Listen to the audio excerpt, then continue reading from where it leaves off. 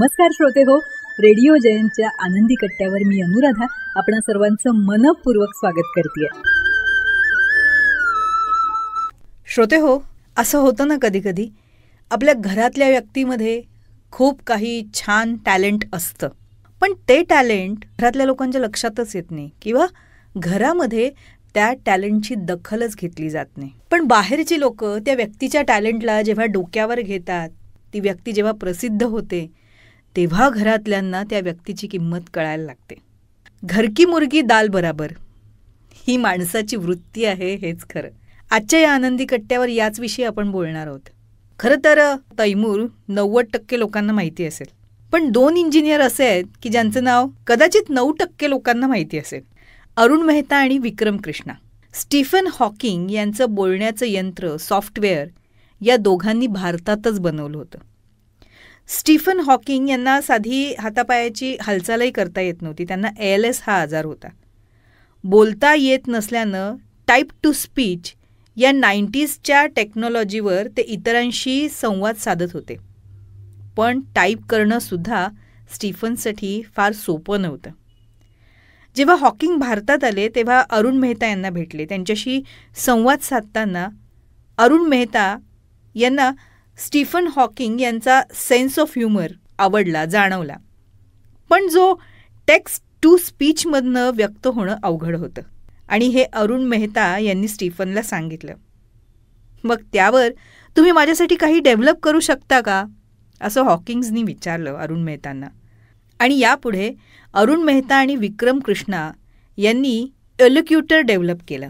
आता Stephen Hawking यांना type करण्यासाठी मेहनत घ्यायची गरज नव्हती. त्यांचं बोलणं लिमिटेड नव्हतं, तर आता त्यांचे विचार आणि इमोशन्स व्यक्त करणं हे फक्त एका क्लिकवरचं काम झालं. हे खूप मोठं संशोधन होतं, पण अरुण मेहता आणि विक्रम कृष्णा यांना म्हणावं तेवढं काय, काहीच ओळख मिळाली नाही भारतीय मीडियाकडून.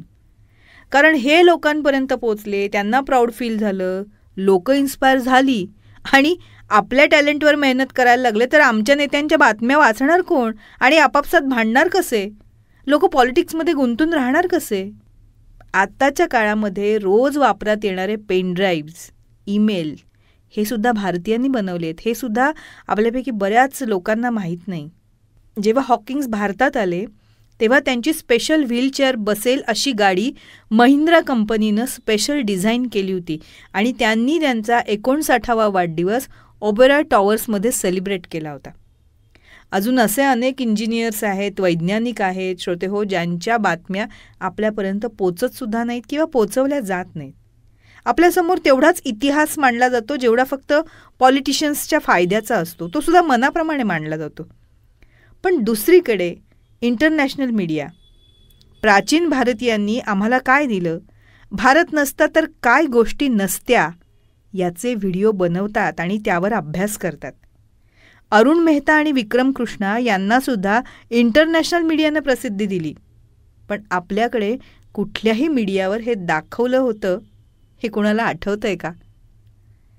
स्टीफन हॉकिंग्स म्हणाले होते, Indians are so good in maths and physics. म्हणूनच म्हणलं ना श्रोते हो, आपल्या घरातल्या टॅलेंटला ओळखायला आपण शिकलं पाहिजे आणि त्याला प्रोत्साहन द्यायला शिकलं पाहिजे. जेव्हा आपण असं करू ना, तेव्हा नक्कीच आपल्या घराचं नाव उज्ज्वल होईल, हे तर आहेच. पण हाच नियम आपण आपल्या देशाबाबतीत लागू केला तर आपल्या देशातल्या टॅलेंटला आपण प्रोत्साहन दिलं पाहिजे, त्याचं कौतुक केलं पाहिजे. मग देश विश्वगुरू होण्यासाठी फारसा वेळ लागणार नाही, हो ना? तेव्हा श्रोते हो, हा होता आनंदी कट्ट्यावरचा आजचा सुंदर विचार. तुम्हाला तो कसा वाटला याविषयीची तुमची कमेंट बॉक्समध्ये नक्की लिहा. आणि त्याचबरोबर रेडिओ जयंतचे दर्जेदार कार्यक्रम ऐकण्यासाठी रेडिओ जयंत लाईक करा, शेअर करा आणि सबस्क्राईब करा. रेडिओ जयंतचं सबस्क्रिप्शन फ्री आहे आणि त्याचबरोबर नोटिफिकेशनसाठी बेल आयकॉनवर क्लिक करायला सुद्धा विसरू नका.